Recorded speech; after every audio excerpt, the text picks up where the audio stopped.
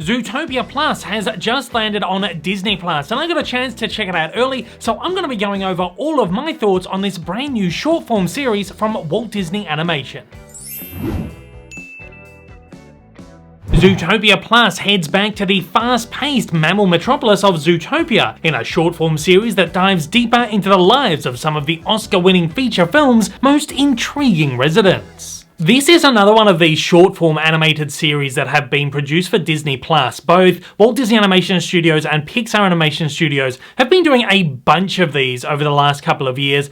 Prior to Disney+, pretty much everything that Disney produced for television, animation-wise, was produced by the kind of smaller offshoot studios like Disney Television Animation or Disney Toon Studios. But now the big studios are finally getting involved. They are throwing a lot more money at these productions. These look like a theatrically animated film or, theatrically animated short film, something that you might see at the beginning of a movie. The production values on these look so much better than anything that Disney has ever produced for television before. This is the third of these series, I think, that Walt Disney Animation has produced for Disney Plus, behind Olaf's Frozen Adventure and the Baymax series from the last couple of years. This one, of course, focuses on the Zootopia film that came out in 2016, 6 years ago. We've been waiting for a follow-up to this. If you're in Europe, you might be a little bit confused because, yes, the original movie was called Zootropolis.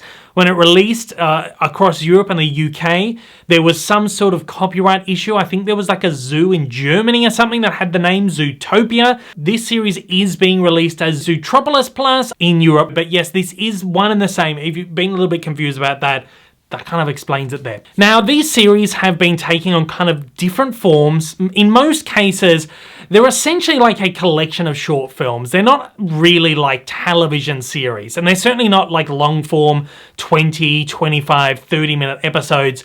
These are like 6 to 8 minute short films. Again, like something you would see at the head of a feature animated movie when you go to the cinema to see something from Disney or Pixar. You get that short film at the beginning. These are very much like these, but kind of like a collection of them. And that certainly is the case with Zootopia Plus right here. We've got 6 episodes, or essentially short films, each of which run between 6 to 8 minutes in length. All up, once you get rid of like the introductions and the end credits, which make up about 1.5 minutes of each short, I think it's like less than 40 minutes worth of content all up that we're getting here. So we can't even really say that this feels like a secret Zootopia movie. Now, that's something that I said about Pixar's previous series, Cars on the Road. Now, there were like, I can't remember how many exactly. There was like 10 episodes or something of that. I think they were a little bit longer in length. They were closer to like 10, 12 minutes in length. And all up, it was just kind of under 1.5 hours worth of content. And now those episodes kind of had like this overriding story arc. So each episode kind of followed on. And when you put them all together, you've got like 1 hour and 20 minutes or however long it was. It felt like it was like kind of a secret Cars movie. It was almost like a Cars 4 Lite. So if we're using Cars as a comparison, this series is kind of like the Cars Toons series or the Mater's Tall Tales series that were done like, I don't know however many years ago, probably nearly 10 years ago now, which were essentially just like a selection of Cars short films that were aired on television and then released on Blu-ray and DVD. And they weren't, again, like Cars on the Road where it felt like a movie. They were just like a selection of short films. Really what we have here is a collection of 6 short films. Each one is very, very isolated. None of them have like an overriding arc. There's not like a story through line that goes through these shorts. These are really just like a selection of short films that have been made based around Zootopia. Each one focuses on a different character or a different, selection of characters that have been seen in the movie. The movie has so many side characters, and this series really gets a chance for those side characters to kind of shine in their own little short films. So if you're expecting Judy Hopps and Nick Wilde to appear in these episodes at all, you are sorely mistaken. Yes, they do appear here, just kind of very, very sporadically, and there's only a couple of appearances of them. I won't go into detail on them, but don't expect to see them in this show much at all. Characters that do get the spotlight here include Judy Hopps' parents. Their episode is quite fun. It's like a fun action-adventure kind of thing. It's actually set during the original movie. It gives you kind of a different angle on one of the events in that. I thought that was a lot of fun. Another one is focused on the Duke of Weaselton, called Duke the Musical. It's essentially like a long musical sequence, a really, really catchy song. And I'm not not huge on the Disney music like 60% of the time, but when they really nail it, I love it. This is such a catchy tune. It's written by Alyssa Samsel and Kate Anderson, who did the music for Olaf's Frozen Adventure, as well as Central Park, which is television produced by Disney and 20th Century Pictures, 20th Century Animation, whatever they call themselves now, for Apple TV. Michael Giacchino also co-wrote the song with them as well, so I assume he did the music,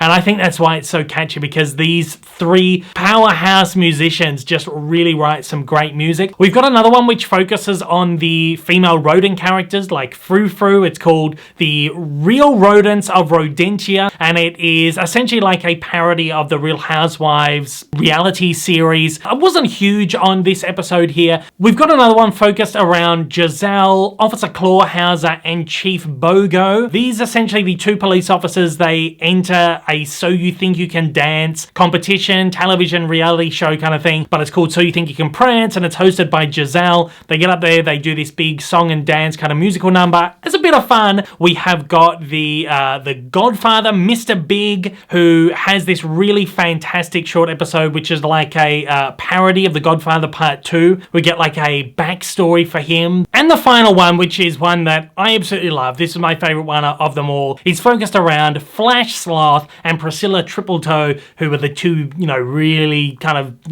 like slow, like sloth characters from the original Zootopia. So they kind of get their own little 6-minute short. And I thought that one was a whole lot of fun. We get a brand new character in this one too, Sam, who is I think she's a weasel. She's like a waitress who's serving them, who is just so over the top and crazy and zany and just wants to get out of there because she's got to go somewhere. This is a brand new character portrayed by Charlotte Nicdeo, who's a terrific Australian actress who is one of the leads in Apple TV Plus's Mythic Quest, one of my favorite shows. I love it. If you haven't checked out Mythic Quest, check that out. But you've got a brand new Zootopia character in this one, essentially, and Flash Sloth is my favorite character in the original Zootopia, and it's just so fun to get just a little bit of extra screen time with the two sloths. Funnily enough, it's actually the longest episode of the bunch. Overall, the series is it's okay. I'm not gonna say it's like fantastic. It's the best thing that's ever been on Disney Plus, best thing that Disney's ever produced, whatever.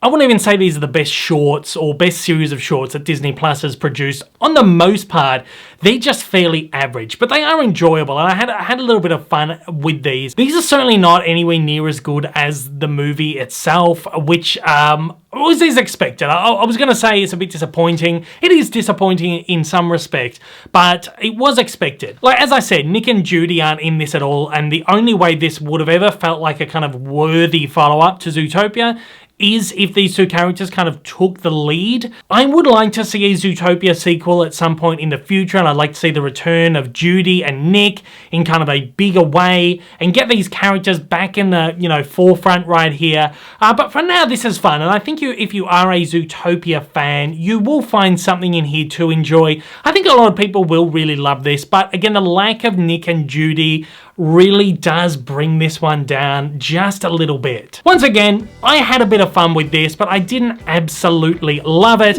and I'll be giving it a 3 out of 5. Once again, Zootopia Plus is available to view on Disney Plus right now. I'd love to hear your thoughts down in the comments if you've seen it. If you haven't seen it just yet, what are your expectations like for this one? Thanks again for watching. I'll see you on the next one.